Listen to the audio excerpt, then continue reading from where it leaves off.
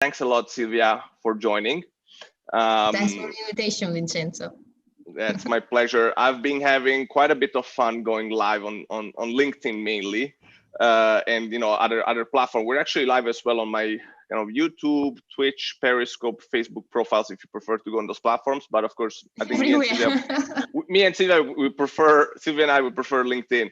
Yeah. So it's been a great way for me to use live stream to connect better with people while there was this crazy long COVID lockdown.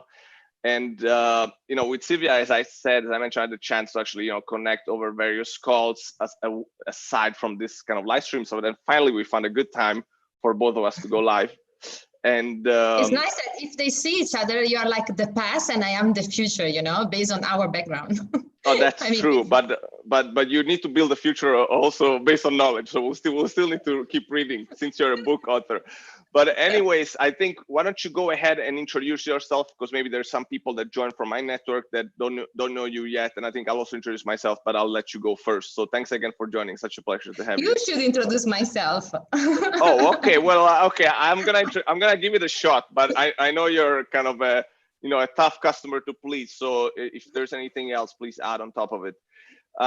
So Silvia is a professor at a MBA school in Dubai, and she was also a professor in Bocconi, which is where I graduated from.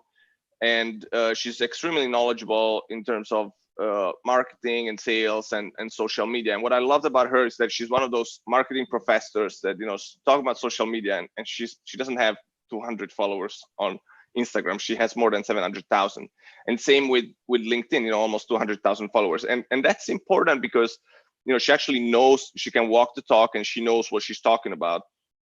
And so that's why I really respect her. And I already read all of her books on my Kindle. Now she's gonna send me a new book that's gonna come out. So I'm excited. I still didn't get it. And so was that a good intro? What else did I miss? What else did I add? She's from Veneto. That's very important to mention. Yeah, thanks a lot, Vincenzo. What should I say about you? I mean, you are so a talented person. I cannot even know where to start. You are a geek and nerd, first of all. Oh, wow, we have everything about technology. We have 103 people. I thought it was like worthwhile mentioning because I've never had so many people. So cool. I'm just checking everything is working. Cool. Yeah, thank you for the introduction. Yes, I think I am a typical, not traditional professor, probably. So I really believe that we should teach people the university of life, sometimes in different places. Unfortunately, they teach you something that is completely useless when you have to start your career.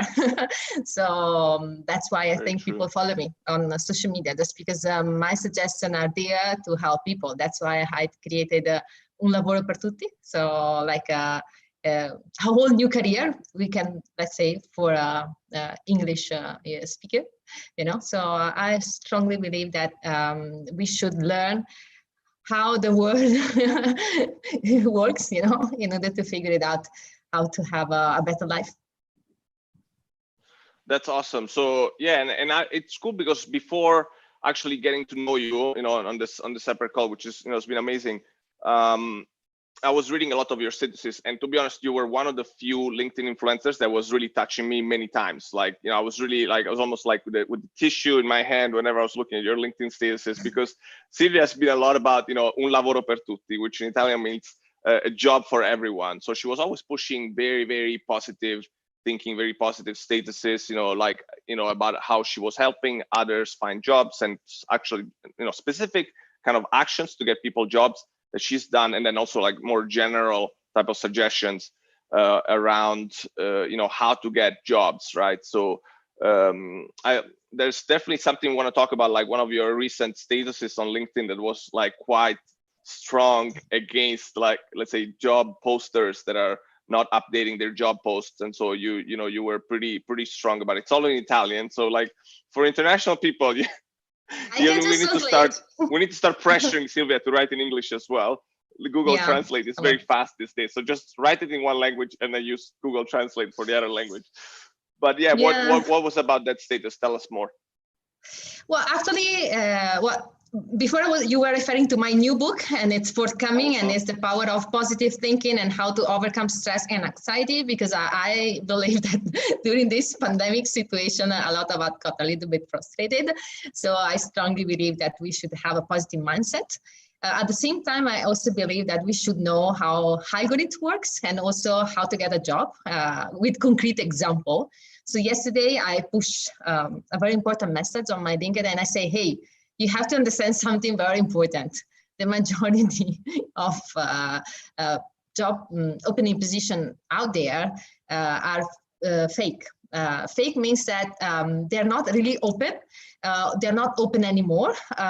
Or in that company, you know, job position are all on hold. You know, new job opportunities are all on hold because of the virus. Okay, so they're not hiring, and it's clear and it's very well known for a lot of companies. Okay, they actually fire a lot of people, so of course they're not hiring anyone in this moment, but still they have their opening position on LinkedIn and on their website. So I say, well, that's not the best way to get a job for a very simple reason, because when you see those job opportunities open on LinkedIn, and then you can see the number of applicants for those job opportunities, and you will see that you will be 1 out of 1,000. Okay, so it's just uno su mille ce la fa. It means only one person out of 1,000 will make it.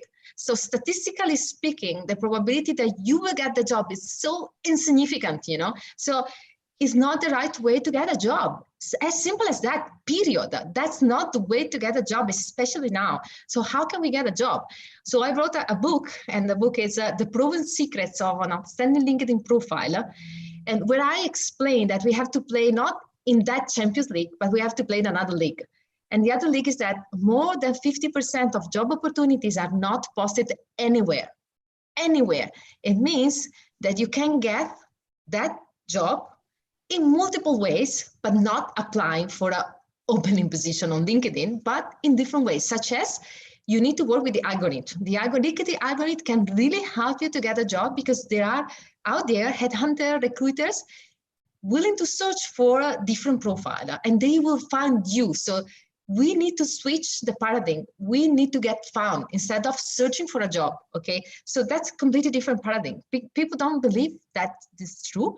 And now that I published the book like a month and a half ago, every morning I wake up and I have email on my email account, and they say, thank you. Using that strategy, I found a job, and it was far before the coronavirus. I was not able to get a job. So that system works. As simple as that. I mean, they can criticize the system, they can do whatever they want, but it works. It's so simple and it works. You have to use different system, then we can talk about, you know, different system, different suggestion. But as simple as that, what is written in that book, you can read that book in one afternoon and you will get different job opportunities, not just one. That's very cool. So thanks a lot. And by the way, yeah, we got more than 170 people tuned in. So thanks guys for being here. We have a few comments on LinkedIn from Ricardo, who was asking about fake messages on LinkedIn. I'm not sure exactly what he was talking about, but I think there's a more clear question from Giovanni, who's saying, is there any way to understand which job offer is still active? I mean, I would say, I guess, contact a job recruiter, right? Or what do you say, Silvia? Okay, so the reason why I mentioned that statement on my social media is, of course, because I know someone inside the company. Okay, so if you know someone inside the company, the best way is to go straight right away and ask and get in touch with people from that company, not the recruiters, not the HR, people working on that company. So for example, one of the suggestions I usually give to my students, every university, they have the alumni page on LinkedIn, okay? There are more than 30,000 alumni pages on LinkedIn, okay? It means that if you connect yourself with the alumni page of your university, okay, that you attended, then what you can do, you can see if someone from the alumni network works in that company. If that person works in that company, just drop there an email. Ask that person, you know, is that true that you're hiring for this position? Do you have other position open that you are aware of in your company and they're not posted anywhere? That's definitely the best way to know if there are opening position in a company.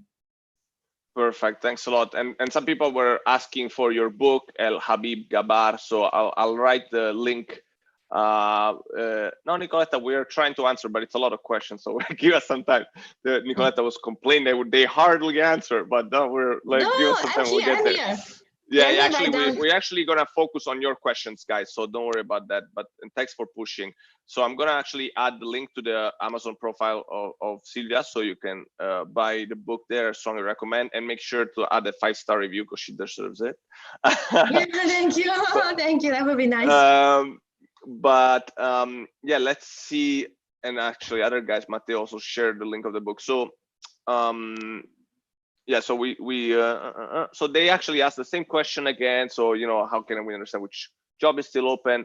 And then Nicoletta, feel free to ask us a question if there is anything. So actually, we're pretty good with questions right now. We're kind of on top of it. Yeah, I don't see the question, so you need to ask me because I cannot see the question. So yeah, we were talking with Silvia how I'm having basically like and actually I should probably put the gallery view, so both of us are gonna be there for most, although it's better to look at Silvia, but still, Silvia, if you don't mind, we'll be like this so they can see us both. But so what about like live streaming, right? You know, what are your thoughts about live streaming? I mean, I personally fell in love with the whole live streaming space. You know, I feel it's just the beginning of something much bigger. And, you know, that's why I'm starting to like live stream like crazy, and, you know, asking people when I live stream, sometimes even going on my own to live stream just because I had to test and try to test all solutions. You know, what are your thoughts in general about live streaming? How do you feel about live streaming? Well, you know, live streaming gave me the opportunity to be in touch with a lot more people during the lockdown, you know, so I'm just glad someone invented, you know, because before I was always so super busy with event, like physical event in a physical space. So I was always here and there. But the thing is that usually in a theater, or, you know, you have 1,000 maximum, you know, and you cannot have more than physically. Otherwise, you need a stadium, you know. And I had, like last week, for example, I was able to train more than I don't even know, 2,000 probably on how to get a job, how to use LinkedIn, and they were literally from all over the world, literally from all over the world. I did many speeches here in the region in Asia, and then from an event for the US, and another one in Asia, and then many for Italy. So it's just amazing, you know, you can have access to knowledge from all over the world, and at the same time, you can train people all over the world. Yeah, I agree. For me, that's been amazing, and I was able to join one of Silvia's sessions. I just like love the energy that she's got, you know, and that it was still coming across the video. So I think that's why like you get a lot of followers, a lot of people following you, because, you know, you're able to transmit that energy also online through your social media. So, you know, I got that vibe before when I was following you on LinkedIn. And same with your Instagram, you know, very positive thinking, which is the next title of your book. So there is another question. So we'll always take questions from you guys first, so feel free to comment. Oh, we have a super long question, so we'll first go to the short one and then to the a little bit longer one. So the question is about, can we talk a little bit about the LinkedIn algorithm? It's by Fabrizio De Dea.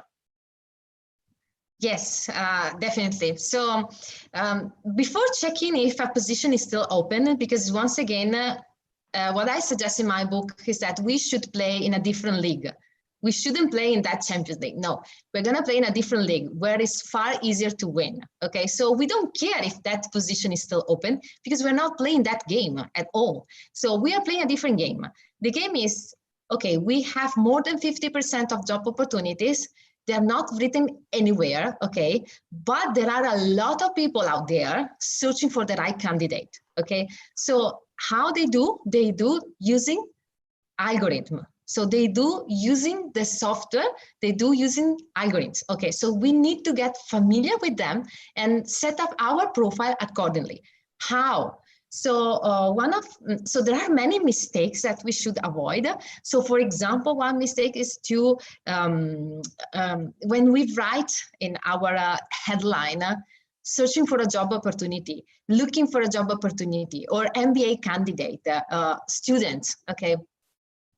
that those are not headline they will never help us to get any job. Okay, so we need to write down what we are expert about, what we are specialist about. Okay, so we need to write in our headline what we are expert about. So if we are still students, but we are just about to graduate, for example, we have to say our specialization. So marketing specialist or marketing expert or finance expert or social media expert or, you know, whatever. Okay, so we need to talk like a software, okay, somehow. So we need to mention keywords. When we are ranked for the right keywords, and those keywords are in our headline, in the name of our profile, in the name of the file of our background picture, they are in our summary repeated over and over, they are written in our endorsement section, they are written in our recommendation section, and we have at least 10 recommendations from other people, you know.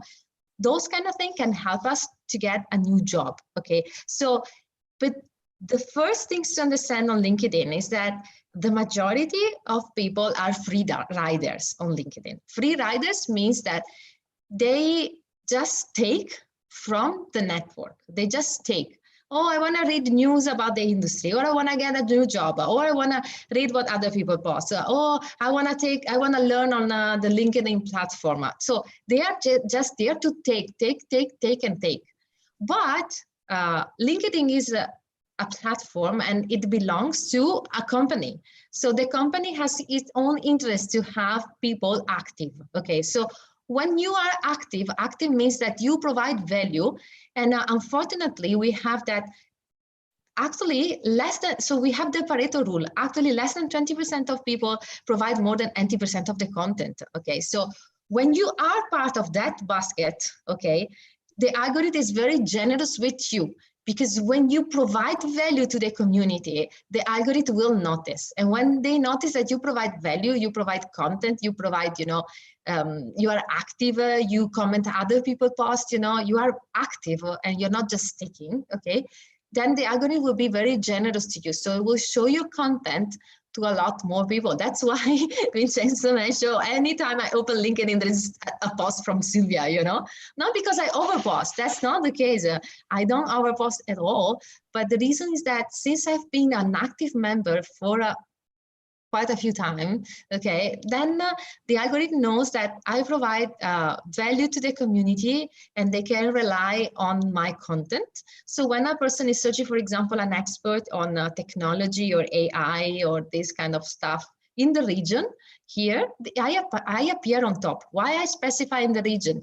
Because the location of your profile, we definitely, you know, show your profile to people around you. Okay, so if you're searching for a job in Milan or and you are based in Rome, then you should insert Milan in the location. Otherwise, you will be filtered out from the algorithm when people are searching for a new profile in a specific region. If you align the location of your profile with the location of where you would like to get a job, you have 30% probability on top to get a new job on that location. If you don't do that, the algorithm will definitely filter you out and you will never get a job in that location. It will be very, very, very difficult because it's true that at the very end, we have a person searching for your profile.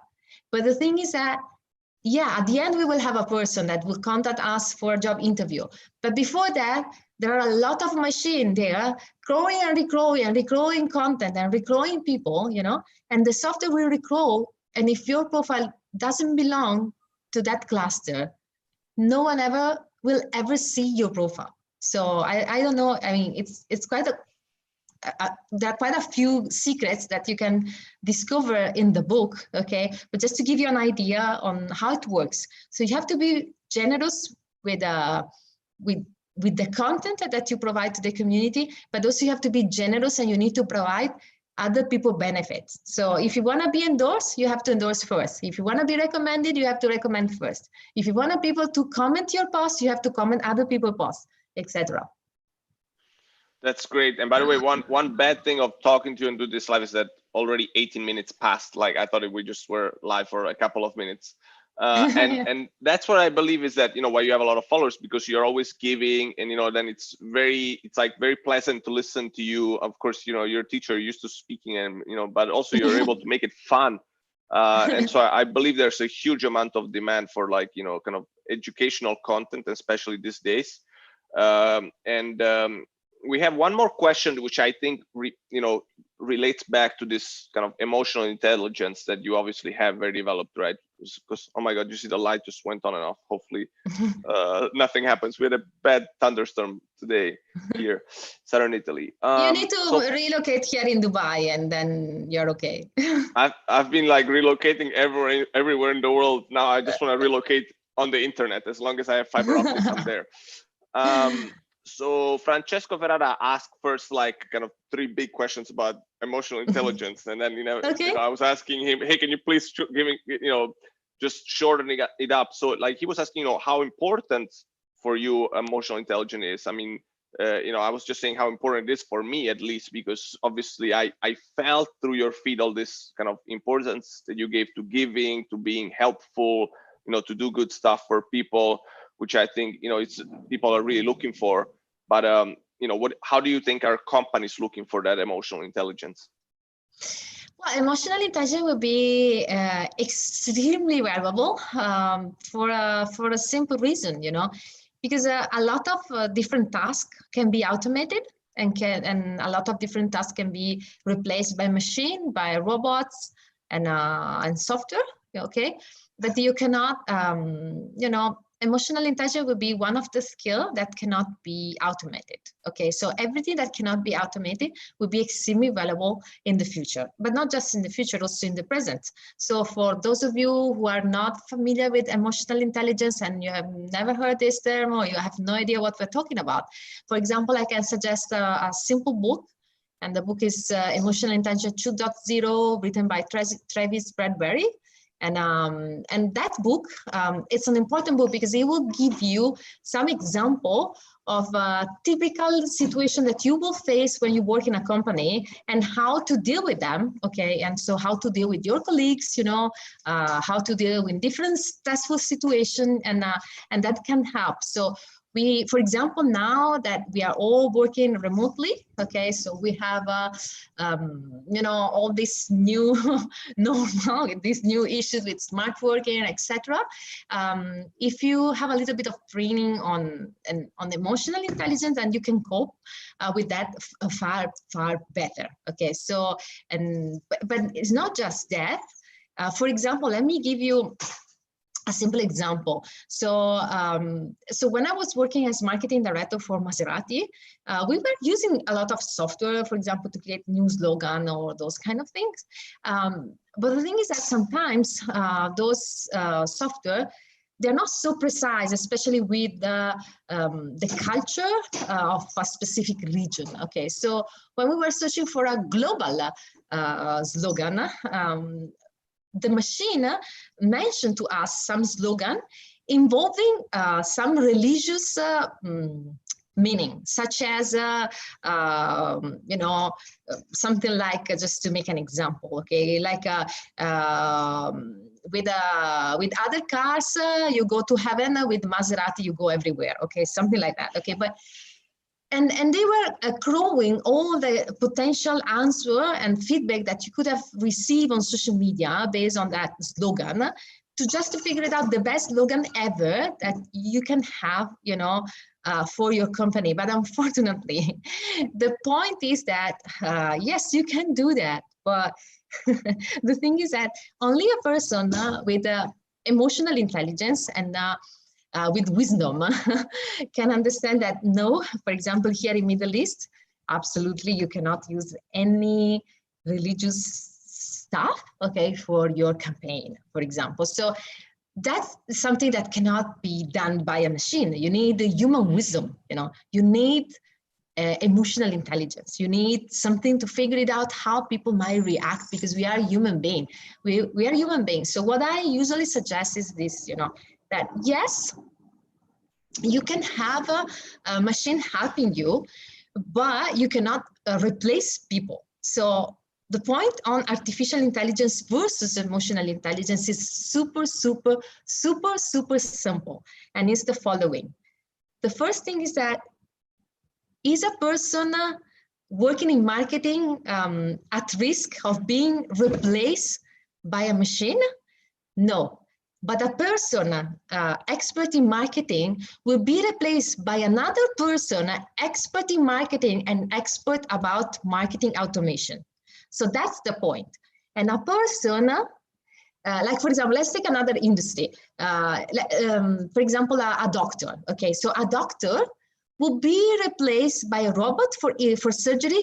No. But he will be replaced by a doctor able to do surgery using the latest technology available. And then, for example, another very easy example that we have here in Dubai, for example, a lifeguard at the beach. Okay, the lifeguard at the beach, now they need to have the drone pilot license, because a drone can save up to 8 persons at the same time. Instead, a person can just save 1 person at the beach. Is that the drone of the police that I saw, like from Dubai police or something else? The police is also, I'm working on multiple projects here with drones because I'm also a drone licensed pilot. Okay, but yeah, that one is for the safety and security. Okay, for the one that we use with police department, and also to check on the street, like for example now that there is a lockdown during the night, so no one can be around, you know, that's one part.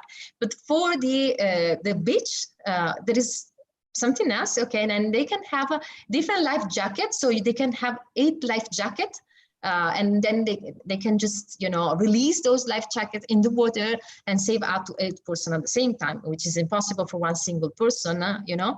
So this is what I mean. It's not that a person will be replaced by a robot or by a machine, but a person without emotional intelligence and without artificial intelligence knowledge will probably be replaced by the person with these 2 capabilities. Why? Because if a person is suffering, maybe because he's at risk at the beach for any reason, then you still need a person. You don't just need drones. You need a person there and say, everything's going to be okay. Everything's going to be okay. I save you, you know, those kind of things. That will be extremely relevant in the future. Yeah, absolutely. By the way, we have one first comment from Twitch, which is a new platform for me. I don't know if you've been on it. It's a platform for gamers, but since, you know, I'm using a restreaming application that allows me to go everywhere, I'm going in there as well. So Fede Grigoletti is asking us advice on, you know, how to find jobs in the States, in the United States of America, for, you know, being like a graduate from Italy or from, you know, some other country. He's saying, you know, companies, they have little incentive to assume recent graduates that are, you know, not from the US, due to sponsorship visa. I mean, I can tell you that because I spent more than 8 years in California, and so I've met with so many, you know, fellow Italians or fellow Europeans who fell in love with California and wanted to stay there. I got lucky with my company. At that point, it was Nokia, so I got a kind of good visa and got sponsored. But otherwise, yeah, I would say that it's very tough. I would say, like for an Italian, you know, first start looking for jobs in Northern Europe or in Germany, in countries where, you know, I think just a good knowledge of English is acceptable, and don't immediately shoot for the US because it's kind of like a lot more complicated. I would say, especially these days, you know, like hold on and pause and you know, like I don't know, Silvia, what you feel about it. I can share my experience. So for example, when I just graduated, I really wanted to live in the United States. So it was my dream. So for me, it was like mandatory, you know, go and live somewhere in the States. So in my case, I decided first what I wanted to do. And then depending on what I wanted to do, I wanted to work with the best person in that field. So for example, I wanted to do digital marketing and CRM, which is customer relationship management. So I found a place where I had the opportunity to work with the person who invented CRM and the person who did the first studying on social media, because social media was not really a big thing in that moment. I'm pretty old, so like Facebook wasn't even there. Come on. So Facebook didn't even exist in that moment in time. But I was already very curious about brand community and all those kind of, platform that we had at that moment. So I decided first what I wanted to do. Then I decided who I wanted to work with, and I wrote to them. So this is what I did when I got my first job in the United States in Houston. Okay, so I decided what I wanted to do, and I discovered that the best person in the world, they were there in Houston, which is kind of an unusual place. I mean, people are not like thinking, oh, from Italy, I'm going to Houston, But I had really an amazing time when I was there. So I spent a couple of years in Houston. Then I wanted to go to New York. So what I did, I was already very familiar with the States after a couple of years. What I did, I downloaded the list from the Italian Chamber of Commerce. Okay. So I visit the website of the Italian Chamber of Commerce in New York, and I download the Excel file, and I downloaded the name of the person, and I start writing to every single person in that list, and say, hey, this is me, this is my experience, this is what I would like to do in your company, blah, blah, blah. Personalized email. And I was not asking for a job. I was proposing a collaboration opportunity with me. And I was offering my time. I was offering my knowledge. I was offering my experience so it was offering, it's not asking, it's offering. So this is what I did. And I got my second job in the States. So I think it can be easily replicated. When was that, and how many followers did you have on different social networks? You remember? No, social network they were not there. Yeah, there were no social networks. So, but did you have really. Did you have press, media, articles? Was you good at that? Not yet. I was very young. I was 23 years old. When did you start getting your first articles and press and so on? Well, in Houston, and then in New York again, but then a lot of them in Italy, and it was based on a newspaper article. They contact me for a TV show. So when I wrote an article. Amazing feedback from Fede Grigoletti, who asked this question about US. I think this is going to you. He's saying grazie mille per questi consigli illuminanti. Thanks for this enlightening messages and advice. I think you answered it a lot better than me. I was a bit negative, but I didn't want. I wanted to be also a realist. Right now due to COVID, I think so much stuff is blocked. So I think Europe it's starting to open up, but I think US is pretty much shut down to anyone who doesn't have a US passport. I mean, you can start downloading, all those files, those content information, start preparing the like an email, and then when it will be the right time, you can have everything already prepared, and you will just shut 1,000 email in one day, and you will get a job. Exactly. Of course, try to personalize. You need to write down very well your presentation. So you need to create a pitch of yourself. So what I usually teach in my courses is that you need to do a SWOT analysis of yourself, and then you need to create a pitch of yourself. So the product is you. You need to create a marketing plan where the product is you, and in this case, the service maybe is better. By the way, also some comments, some mad props to you, some of your fans that took your LinkedIn course that this guy, Davide G is saying, I was very skeptic about these tips, but then I tried, and after 4 days, this is my situation, plus 982% profile views on LinkedIn. Thank you, Prof. Silvia. And this is actually why Silvia is all over the place on the LinkedIn feed, because there's people like this who took her course, who love her, and they write they mention her, and then you put the like, and that's the first thing I see on my LinkedIn feed. Professor Silvia Vianello loves the status, and then I see 10 of them. But so it's once you get in, just the only thing about, guys, watch out. Once you get into the Silvia Vianello ecosystem, it's very hard to leave. You need to basically block her on. They say I create addiction somehow. I don't know.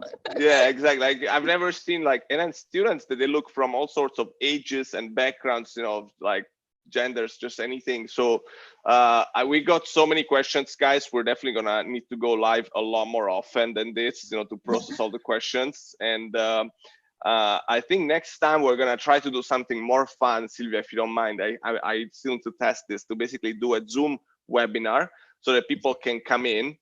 They're muted by default, right? and then we can decide, like, especially if it's somebody that we can trust, to let them in, actually ask a question and so on and so forth. Because I think that, yes, I'm doing a webinar like almost every day in this period. So definitely. Oh wow!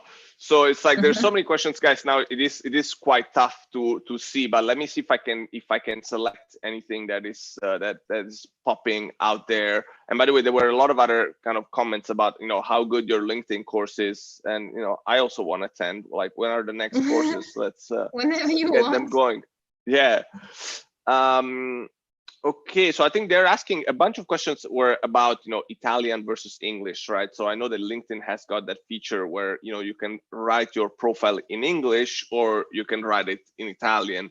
So maybe you can talk to us a little bit about that. How do you manage the two? For me, I basically forgot about my Italian profile and I just kept always the English one. But that's because I mainly lived abroad and I'm not really focused on Italy. I'm just more global outlook.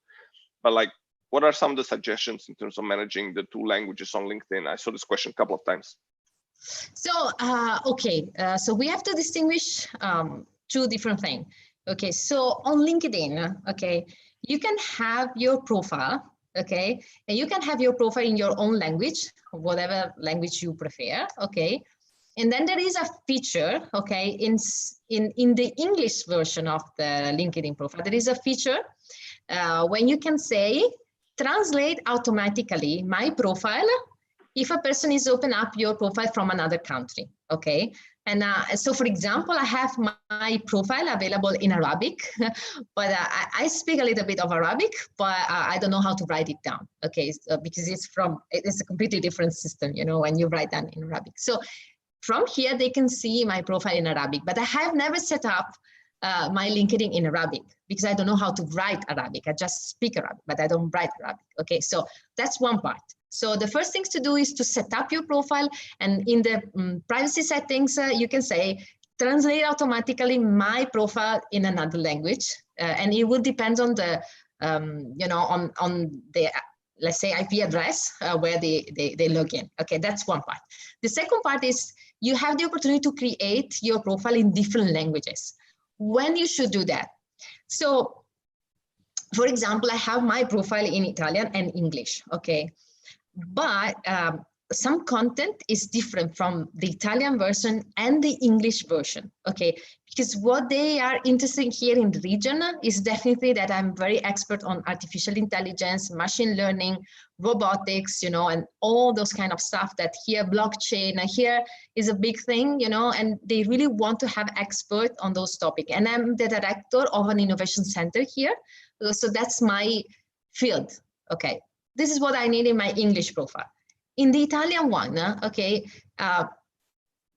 it's different because I'm doing different type of activities, and I'm helping people. It's more like volunteer activities, to have them to get a job. Okay, so for example, I might decide to have a public the email on my summary in my Italian profile because I want people to get in touch with me, to ask me for my help, to help them, those kind of things. But I don't want to have that in my English one. Okay, so if you really have to sum up, if you really have a reason to split two profile, it means that you need to provide different type of information regarding who you are and what you're doing, depending on the audience, okay? Otherwise, you can have one single profile and have the automatical translation from the software. So, but then it depends on the case, of course, because it depends why they want. So for example, this morning I received a question from one lady on LinkedIn, and she asked me, I'm searching for a job in Italy and I have only the English profile. Is that right? No, of course it's not right. It's not right for multiple reasons. Software will never detect your profile, so you're not visible. That's the first issue. Second issue, if you are talking to one specific audience, why you're talking in another language, So you need to have a target. And when you decide the target, let's make sure you are aligned with the target. You need to have a match online, okay, between who is searching and who is offering, And if there's no match, then you will not get a job. So if you're looking for a job in Italy, definitely you need to have a profile in Italian. That's amazing stuff. So thanks a lot for that. You know, we get more fans. So there's Valentina Quattrucci was asking, how can I attend your classes? So I'm asking that question all the time. I'm always writing to her, always on WhatsApp, on Telegram. When is your next event? When is your next event? So now we actually have a Telegram channel. Telegram group, yes. Yeah. So if you maybe Vincent, if you can type the Telegram channel. Yeah, I'll add the link of the Telegram channel, actually, to be precise. So when I'm live, usually 1 or 2 days before, I just insert a message there, so you can. Because the problem is that when we had the first webinar. And I posted on my LinkedIn profile, they went all sold out in 12 minutes. So people start complaining, say, well, if I'm not there, I cannot see it, and I will never be part of those webinars. So I say, if you are really interested, then follow me on Telegram, so you will know before others. So if you follow me on Telegram, you will know before others, because I will post on Telegram before posting on my social media. And I've never, almost never think I posted on my Instagram account, because if I post on my Instagram account, then it will be overwhelmed. So and we have some limited capacity. Social media is still like a crazy monster developing all over the place. And now even this LinkedIn live stream, guys, sorry if we cannot get to all your questions, but first of all, there's a lot of you. You know, we've been speaking, we were supposed to do this for 30 minutes. Silvia, we're at 50 minutes or something. Okay, I didn't know the timing. No, I mean, for me, I could stay here for hours. It's super enjoyable for me. But I just wanted to say that, you know, it's still the very beginning of LinkedIn live streaming. I think it's still the beginning of live streaming in general. So guys and ladies, forgive us if we can't get to all your questions, but hopefully we'll do this more and we'll keep improving, right? So maybe we can do once a week. Ask them if they want to do once a week. Write 777 like you were doing during the webinar, if you want to do once a week. Wait, what was it about the 777? 777. It's just a way to, you know, to give energy in the chat when we do the webinar, you know. So when they like what I'm saying, they say 77777. They put some. They just type the number 7. Yeah. That's it. Okay, cool. I didn't know. I guess 7 like perfection. Is that? Yes. Okay, yeah, because 10 is like too long to write. You have to actually. It's like 3 clicks. 7 is 2 clicks. But also 77 are the legs of the woman. Sorry, say it one more time. Le gambe delle donne. Okay. All right. Oh, they're writing a lot. There's a lot of 777 coming in. This is fun. Okay, and this is what I loved about, like, what I was talking about. Like, she's just got this incredible energy that people really need. The other advice I want to give to guys and girls writing comments is that, you know, there's a lot of lag right now between we are live right now on Zoom, and then like 15-20 seconds later, it's like live on LinkedIn. So sometimes you write "so true," and I have no idea what was so true. So you might want to repeat, like, you know, Giovanni. I think Giovanni Scorrano. I have no idea what you were referring to, just because there's this lag. So we're just trying to explain you how it's still the beginning, but yeah, looks like, oh my God, it's like the whole screen is like full of 777.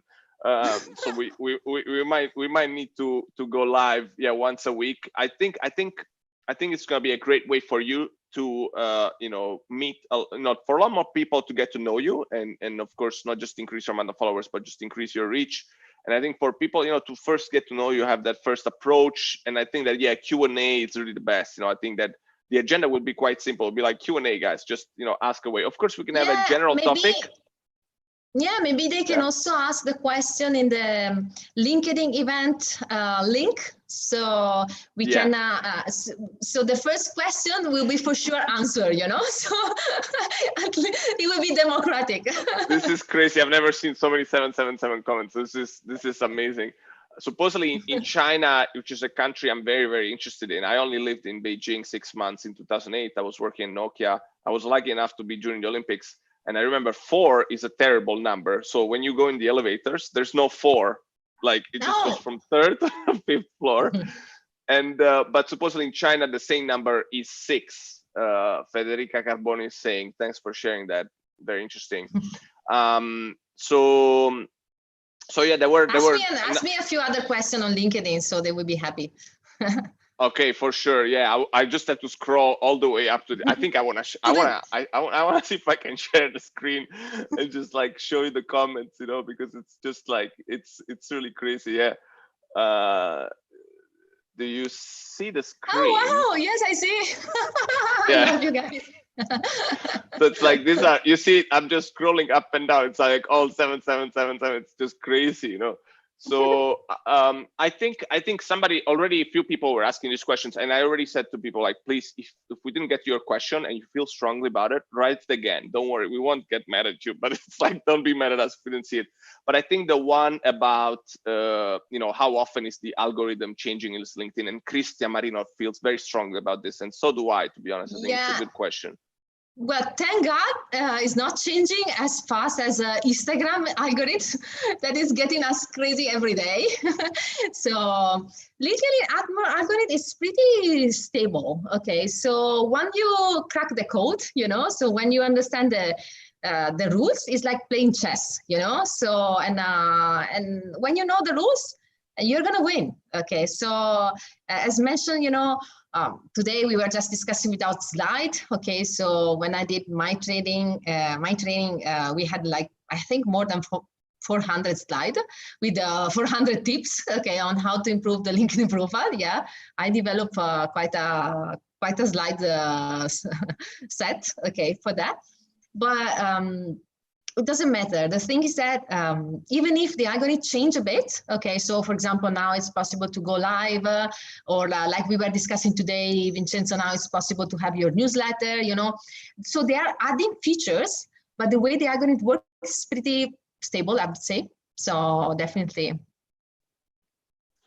Oh, and by the way, I think we're still like sharing the screen on the comments. So like, we'll probably have exactly. to we'll have to get back to like just kind of to our faces. How to increase the followers number in the company profile? Yes, okay, so the algorithm works pretty similar. So once again, when you understand how to do so, okay, so when you understand how to crack the code, okay, then it's definitely easier, you know, to increase the followers both in private profile, I mean, for personal profile, and company profile. So in my book, I explain how to create the perfect post, how to create the perfect post, because that post will improve your visibility, and improving visibility, then it will improve engagement, it will improve followers. So how we can create the best post, even if it's a LinkedIn page, okay, for a company.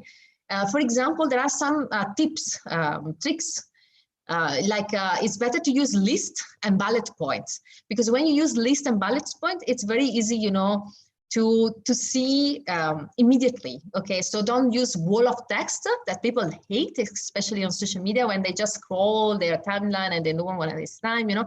So when you post list and bullet points, they say, you know, oh, I agree with point 3 and 2, and maybe I disagree with point 5. That's okay, because they are giving you visibility anyhow. Okay, and then you can learn more about what they want, what they expect, you know. So, and once again, when you are on social media, you are not there for yourself. So you're not there for your company, okay? You're there for your customer. So that's a very important thing to understand, because usually the majority of posts, I would say more than 99% of LinkedIn posts are descriptive. We are doing that, there is like show off. Oh, we're doing that, we are that. So no, that's not the way to interact on social media. If you are on social media, you are there to serve your audience. So you have to post something that is useful for your audience. So I don't know exactly which type of company we're referring to, which industry we are in, but depending on the industry and depending on the company, you should always have in mind your customer and how your post is going to change their life for the better. Okay, so are you providing content that is helping them somehow to know you better, to know how you can improve their life? So don't just say, oh, we have this new feature, we have this new product. So what? No. Say, we are launching this product can change your life for the better this way, so we're gonna serve you differently versus how we were doing before, because now you can have this additional benefit. That's a different type of post, okay? So, because the point is not you, it's them. So you're talking to them. Unfortunately, especially on LinkedIn pages created by companies, everything is about them, is about the company. It's not about their audience, okay? So you have to change the way you communicate from descriptive to persuasive. You have to use persuasive type of interaction with your audience. And how to have a persuasive communication instead of a descriptive communication, the best way is to focus on them and ask yourself, if I were my customer, would I be interested to this content? And if yes, why? And if not, why? What should I change? Should I be negative on my social media? I would rather avoid for multiple reasons that we can have like 3 different lives on the reason why we shouldn't be haters online. Yeah, I completely agree with that. And, you know, sometimes it's easy for any, especially during this COVID times, you know, you've been like locked in the house for 2 months, you know, your brain, the head is exploding. And so you have all this rage and, but yeah, I agree with you. It's better to always kind of stay on the positive side. Although sometimes I do think like, you know, how are we gonna sometimes like hit some hard issues? You know, I have some tough conversations, maybe better one-on-one, I assume. It's always better. And we have Keisini Manhoran, who keeps saying that you're cool, and she just wants me to really like tell you that. So just in case. And then someone was asking, where are the slides to be found? Guys, nowhere to be found. Like, you know, Silvia's very careful about her slides, rightfully. So we'll first have to, you know, organize proper courses, and then we'll like let you know about like when those are organized. And I think that you don't want to just have a slide deck, to be honest. Like you actually want to have like Silvia walking you through it, and you know, ask questions and take notes and stuff like that. Otherwise it just like defeats the whole purpose, to be honest, I would say. Every situation is different, and everyone should adapt my strategy and personalize the strategy depending on their goal. Okay, so first you have to decide your goal, and whatever is the goal, I can help you to make it. Okay, so you can get it there, but every situation is different. So if I would just post my slides somewhere, you know, then the value will be like 10% of the real value if you listen to me and you listen to all the example. And because I think I helped more than 100,000 people to get a job in my life. I definitely think so. So every situation is different, you know. So, but with very simple rules, you know, and very simple example and explanation, you can understand how to do so. And and when you understand overall the process, you can do by yourself, or you can ask for my app.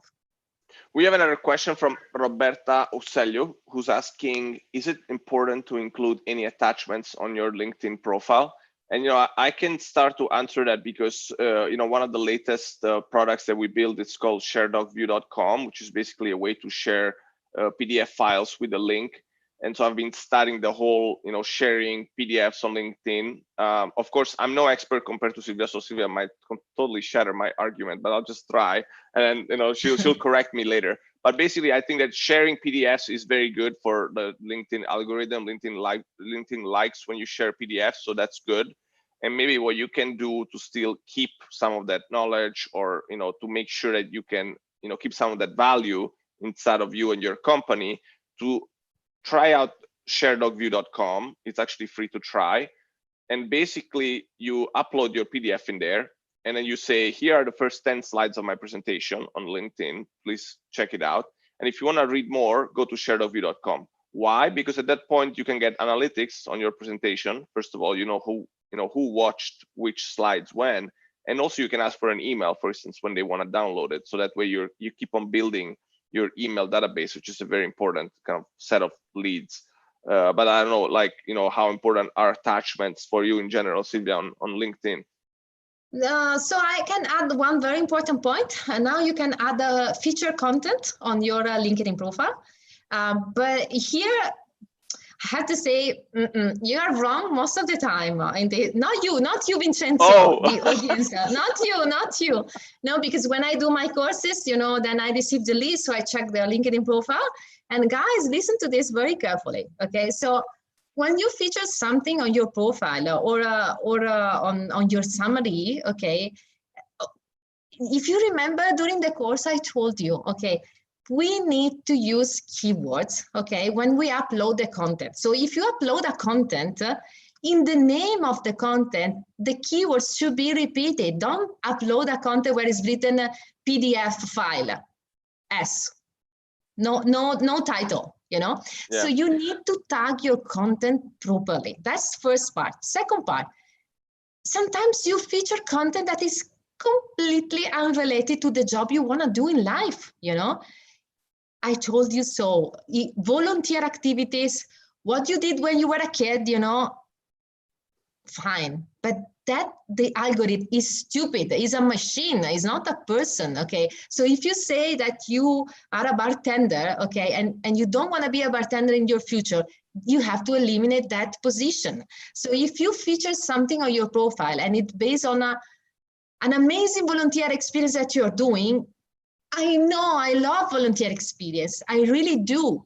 I do multiple volunteer experience, but I don't insert in my feature profile, in my feature content in my LinkedIn profile, because I don't want to be in the industry of the food pet, in the food pet industry, okay? But I love animals, you know, but it's not written on my LinkedIn profile because I don't want to work in that industry, okay? So the algorithm is stupid. It's called artificial intelligence, but it's not that intelligent yet. It's stupid, okay? So if you say, if you put different industry, you know, because you're doing multiple things, I love that. But the algorithm doesn't, okay? The hey, LinkedIn, if you heard that about the algorithm, Silvia still wants to have LinkedIn Live. So like, just pretend she didn't say that, okay? Just kidding. No, I'm just saying that, you know, that algorithm, not the LinkedIn algorithm, the algorithm of course. itself, okay? They are machine, they are not people, okay? You know what I mean? So although I'm saying, soon the algorithm, I would say it's definitely smarter than some people, you know, without taking anything away to some people, but you know, and I think eventually it will become smarter than kind of anyone in the room. But actually, we have a question which I think was good, and somebody else was saying, "Oh, please answer David G's question because he's good," and actually has to be with Milan and Dubai. So I think it's like I'm actually curious about it as well. So like David G asks, just one question: you know, someone based in Milan wants to relocate to Dubai. Following your indication, should they change your location on the headline from Milan to Dubai? But what to say when you will be contacted for a job in Dubai and discover you're still in Milan? I guess, you know, just say, I'm with my heart, I'm in Dubai, so like, consider me there. I'm ready to come anytime. But yeah, that's interesting. Yeah, okay, versus other location, Dubai is a little bit more complicated because they don't contact you usually if you don't have a phone number, a local phone number. Okay, so so there is like versus, for example, other location in Europe and the United States. Here there is another step. So, for example, I suggested to a few candidates that I was able to bring them here when of course it was still open, because now the airport is still closed, so it's not possible to visit Dubai as of yet since the end of February. So we have to consider that you need to have a local SIM card. Okay, so if you have a local number, then they're gonna contact you. So otherwise it would be a little bit more difficult. Okay, so you have to keep in mind this for Dubai. This is very important. But although overall, you might be able to get a number from like Twilio or something like that, right? Some of those. Yeah, there are shortcuts and yes, but keep in mind this. Okay. Then it doesn't matter anyhow now, because your interview will be from Zoom. So you can be whatever, okay? So, and if you get a job, they're gonna provide you a visa anyway. So no matter where you are, you will get a job. So no, you don't need to be physically here to get an interview. So they will not care wherever you are, because when you are an expat, they have to provide you the visa anyway. So if you are in Italy or if you are already here, for them is exactly the same. Actually, it's easier if you are in another country, because if you are currently here, then you need to delete your current visa, and it takes time, and then to create a new one with a new company. If you are in Italy, they can proceed all the documents when you are still in Italy. You enter at the board, not now, because now there is this coronavirus stuff, but usually, okay, when they will reopen. So then you will arrive with your paper, you will go, you enter, and then you do the medical test and everything to have your final visa and your Emirates ID. So. Cool, that's great. And I've been to Dubai a few times. I love it. Look forward to go back at some point. But I mean, it's been crazy. Like I've never done, Silvia, I've done lives with other people who didn't have 200,000 followers. So I wasn't used to this amount of questions. To be honest, I'm like overwhelmed, so I'm like still trying to deal with it. But do you want to take a couple of other questions, or what's your schedule like? Because I know we're way over time. We're like at 58 minutes. I mean, typically I said after 1 hour, I think our brain starts to like shut off. Maybe what do you two very quick one. Because okay. Here is dinner time. Oh my God, no! I mean, yeah, I know. Like I said, like maybe let's take one more and that's it. So let me see. Let me try to find like a very good one that maybe guys keep asking the question you really want to answer right now. We have like a few seconds to do that. So write it again. And still a lot of other 7-7. Well, this is interesting actually. Carlotta is like asking. Yeah, they were asking, like a couple of ladies are asking the same questions. Carlotta Dettori and Maria Senerchi are asking the same. How can I be noticed from other companies without being directly fired from my current company? Wow, that's scary. I just want to be free to look around me, look for different opportunities. I don't hate my boss, but I feel like I cannot use LinkedIn as I would. I don't know. I guess you can take that. I mean, I have a few things to say there, but I guess you're the expert on this. No, it's actually very simple, because the majority of the suggestion I provided in the book is something that nobody will notice. So because it's everything that you can do in the back office of your profile, okay, to set up very well your profile with your key. It's called search LinkedIn optimization, okay, to get noticed and to be visible. So whenever you're going to receive a contact from your from a potential recruiters, you will receive in your private email, so they will not notice anything. Okay, so it's something that can be done without being noticed at all. I mean, if you apply for a job on LinkedIn, then definitely you can get caught. But with my system, you have no risk, zero at all. That's amazing. So I think we can end it there, if you agree, since it's dinner time. I want to make sure you eat. That's the most important thing for us Italians. And so for me, it was a huge pleasure to do this, to finally get it done. So it seems like a lot of people, a lot of 777, so they really want to like get it done, once a week. And I think what we'll do, I feel like on one side there's almost no need to invite others, but maybe we will. Let's see, right? Or if we invite others, we still need a long time with Silvia and all of the questions that we're having, because we still have so many questions to answer that there's still time for that. So thanks again. Thanks so much for it. The bells are ringing. I don't know if you hear them or if the noise canceling is working well. So I think it's a perfect time to close it. And thanks everyone for dialing in. So it was such a pleasure. Thank you very much. Have a nice evening. Ciao. Thank you. Bye-bye.